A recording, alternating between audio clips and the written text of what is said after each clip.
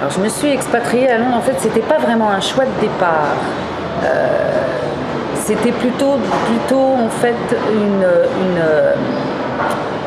une décision de partir à l'étranger, pas à Londres, mais de partir à l'étranger pour parler anglais. Alors effectivement, si, j'ai choisi Londres quand même, parce que c'était pas loin, c'est pas loin de Paris, et puis c'est assez rock'n'roll, ça me fait penser un peu aux États-Unis, et puis l'ambiance est sympa.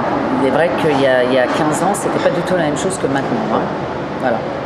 Donc le choix a été fait de parler anglais et de ne pas partir très loin. C'est l'Angleterre.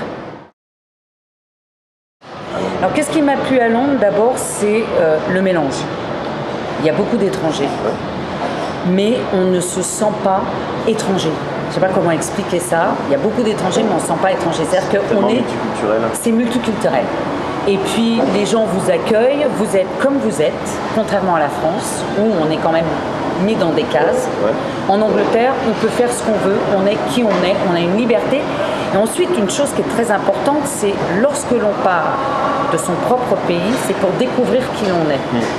Donc parfois, on peut partir pour mieux revenir. Mais lorsque l'on part et qu'on est bien adapté à la ville ou au pays dans lequel on est, et qu'on est ouvert, c'est ça. On est content, donc on ne veut plus partir.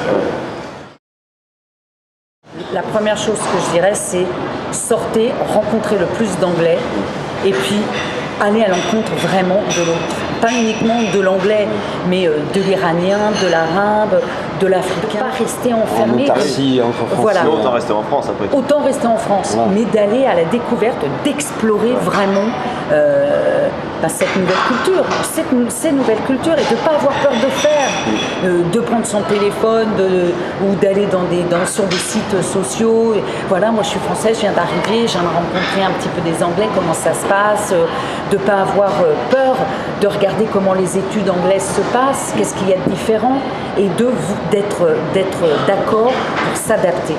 Parce qu'il y a cette façon de partir à un endroit en disant bon, moi je pars là-bas, mais je vais faire comme je veux. Mais on dit en anglais willing to, d'être d'accord, de dire voilà. Avoir une ouverture d'esprit. D'avoir une ouverture d'esprit. C'est pour moi la base principale, d'être ouvert.